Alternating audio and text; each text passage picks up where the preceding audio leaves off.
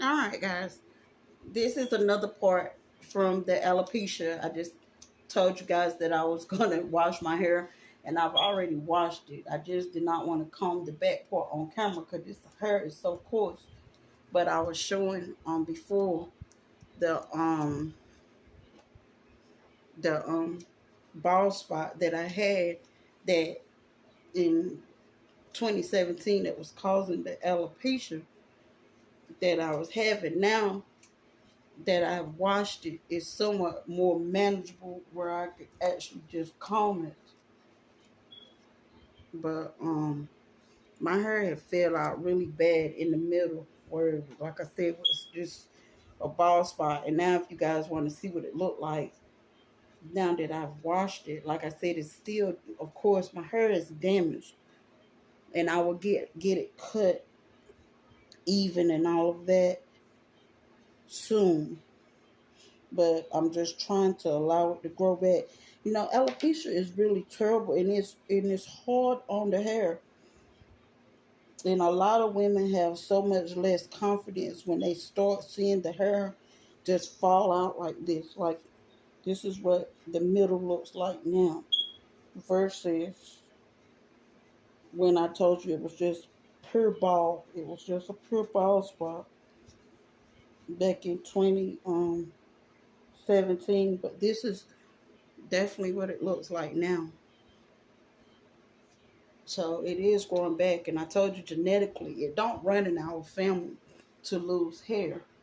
That is why I was so adamant to find, and I would have accepted it if I didn't have any deficiencies, and you know, and if it didn't reverse. But the deficiencies that I had was all due to helping hair, nails, skin, and it is a very vital nutrient. I mean, that the body must have the function for to grow hair. And then I had another contributing factor, like I just said in the last video. I had 4 things that was actually alternate to make my hair fall out.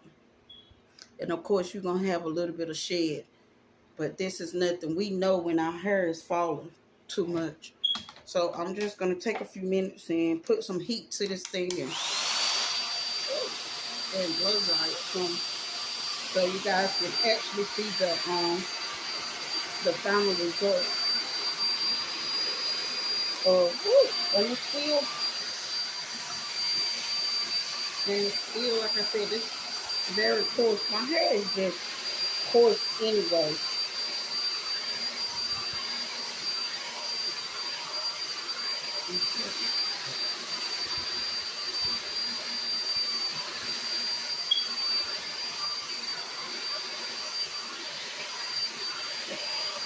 And I hope this definitely helps, especially when I give the part 2 of the things that my body was lacking, that my levels were really low and I didn't even know it. I've already disclosed one and told y'all guys I had small inflammation, that I had inflammation in the body. But that was not the main contributing factor for the alopecia. That was not it at all. Because that's just like a marker, like for arthritis and different things like that, which we know inflammation, again, this is for educational purposes and my journey of what I experienced. Educational purposes only. A disclaimer, I'm not a doctor.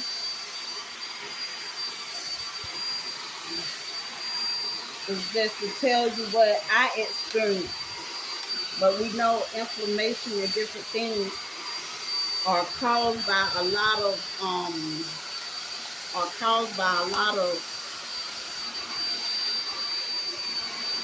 different things. They tell you that inflammation causes arthritis, and things like that. So my inflammation was not enough for me to have an autoimmune disease attacking my hair follicles. So I stayed advocating for myself at my doctor.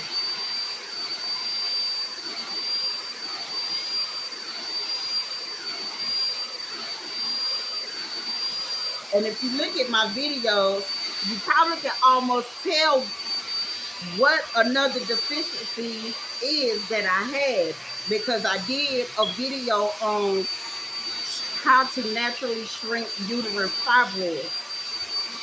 So if we know, if many of us, we would know what comes with heavy bleeding and uterine fibroids is, I'm going to go ahead and say it, anemia. Low iron levels was another factor. And like I said, I will say the rest, I will tell you guys in the other video, because really I don't have time to get into the other two. But now I've just told you, inflammation was a small factor and low iron levels was a major factor. My iron levels were very low. And yes, I did feel tiresome, of course, because I had heavy cycles.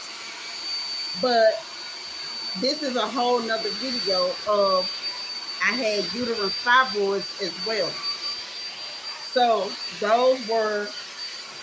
that was one of the key factors too of low iron levels. My hemoglobin was low. Sometimes my hemoglobin would drop down. Again, educational purposes, my journey. And I'm disclaimer, I'm not a doctor. My hemoglobin levels would drop. Hemoglobin levels would drop down to 6. And I told them no blood for me, because I could go on birth control and control the cycle bleeding until I decided and found a way to help me shrink the fibroids. So again, I just gave you guys another.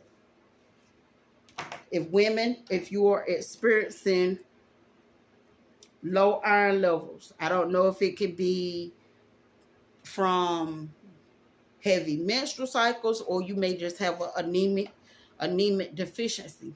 But low iron levels will make your hair fall. And that is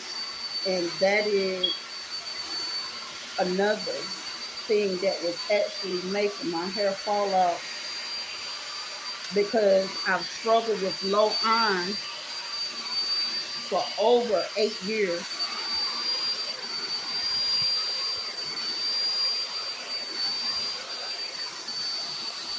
And then the uterine fibroids even got bigger. And it just made my hair go. It made it fall. I'm telling you. So, like I just shared with you guys, low iron levels, low hemoglobin levels is serious. Don't think that it don't matter because, oh, you just say, oh, I'm anemic. Oh, yes, it does matter. Because if you keep it like I kept it a long time, you will start seeing, look at the blow dryer. Look at the blow dryer, y'all. As I told you.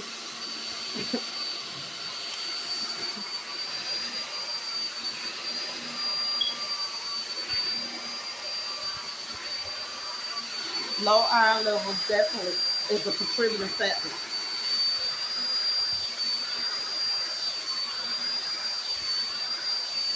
So, if you guys know that you might have or might suspect it, even if you don't even think it, you might just feel, oh, I'm tired from the normal work day. It don't hurt to go and get your iron levels checked.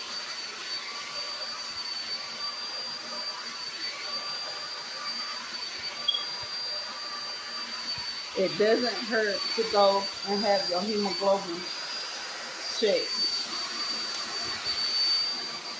to see. Like I said, mine will fall all the way down to a 6 something, 6.3, 6. That is the lowest. I think I've been in 6.8 is the lowest I've been. And now my iron level is currently a 9. it's still not back to total normal range, but by me getting it up and keeping it up and trying to get it, it has been normal. But like I said, still having heavy cycles and different things. That is the main thing.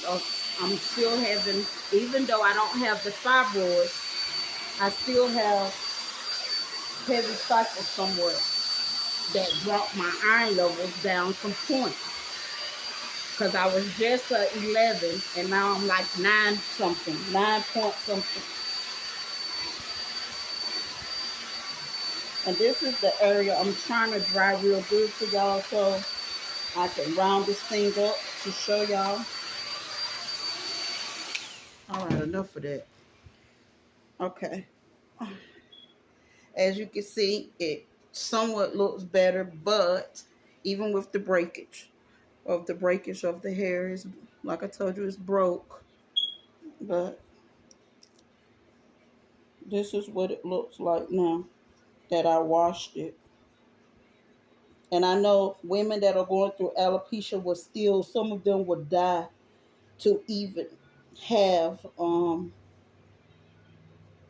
their hair to grow back to this extent. They will give anything, some of them. And some of them would just accept, But yes, so this is the end result right here. And it is definitely a long journey growing back, because after the years you would think mine in the middle would still be longer than what it is, but my iron levels are still not always normal, up to normal range. But all right, guys, this is it, and this is my journey with alopecia areata. And so, even though my hair is not as healthy as it was before all of this, it is growing back. And I will come back and tell you guys the other contributing deficiencies that I had. Like I said, to recap what I just said a minute ago: low iron levels and inflammation in the body. If you have those two, you may want to try to correct them. All right, guys, until the next one.